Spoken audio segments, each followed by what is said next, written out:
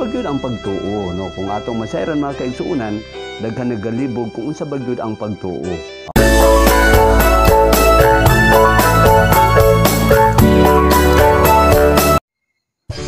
Hi guys, welcome to my channel GOM Gospel Online Ministry.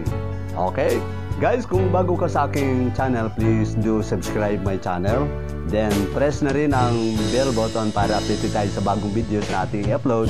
Then don't forget to like and share and leave your comment below para magkausap po tayo, no?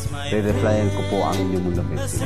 Okay guys, ang ato ang pagtuon, pagatunan karon nga adlaw mahitungod sa pagtuo, no? Kaning gitawag nato nga faith. Unsa ba gyud ang pagtuo, no? Kung atong masayran mga kaigsuunan, daghan nagalibog kung unsa ba gyud ang pagtuo. Okay? Kung atong sayron ang pagtuo mga kaigsuunan, atong basahon ang Hebrew chapter 11 verse 6. O gawas sa pagtuo, dili kay mahimo ang pagpahimuot kaniya, kaya ang muduol sa Dios kinahanglan niya mutuo nga mao siya, nga siya mao ang mobalo sa mga nagapagita kaniya. Buti pasabot na yung mga kaigsuunan kung buota nga muduol nga sa atong labang pagkakahon, buota muduol nga sa Dios, kinahanglan niya doon natin pagtuo. Diha sa atong kaugalingon, tuuhan nato nga siya makaluwas ka nato, tuuhan nato nga siya ang anak sa Dios nga buhi, ug tuuhan nato nga siya si Kristo nga nabanhaw gikan sa mga military o karon magaluwas ka nato mga kaigsuunan. Pero ang pautana unsa ba gyud ang pagtuo?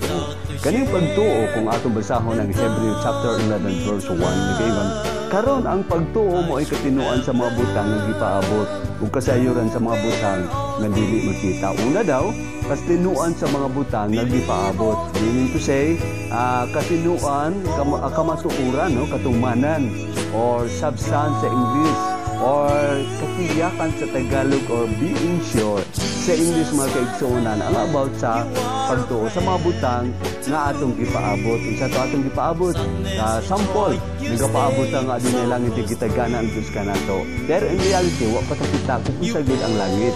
Pero atong gilauman nga kanang langit giandam sa Ginoo kanato atong pag-atuan mga kaigsuunan.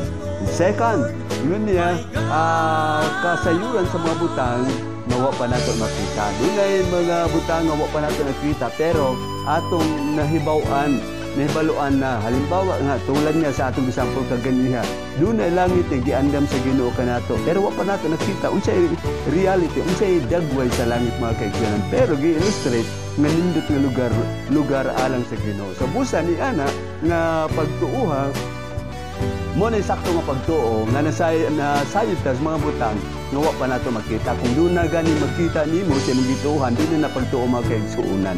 Kaya ang pagtuo nagatuo ta sa mga butang nga wa nato makita mga kaigsuunan. Mo na sakto nga pagtuo. Okay, ang kasayuran may hitungod sa mga butang. Pero mga kaigsuunan, kansa ba o asa bagi kaning pagtuo? Kung atong sayro ng balaan niya kasulatan, pangutanon natin siya Apostol Pablo din sa Romans 10:17. Lingon na sa ingon niini ang pagtuo magagikan ang pagpatalinhog o ang pagpatalinhog sa pulong ni Kristo. Una mga kaigsuunan, doon ay pagwali sa pulong ni Kristo, then doon ay pagpatalinhog sa pulong ni Kristo.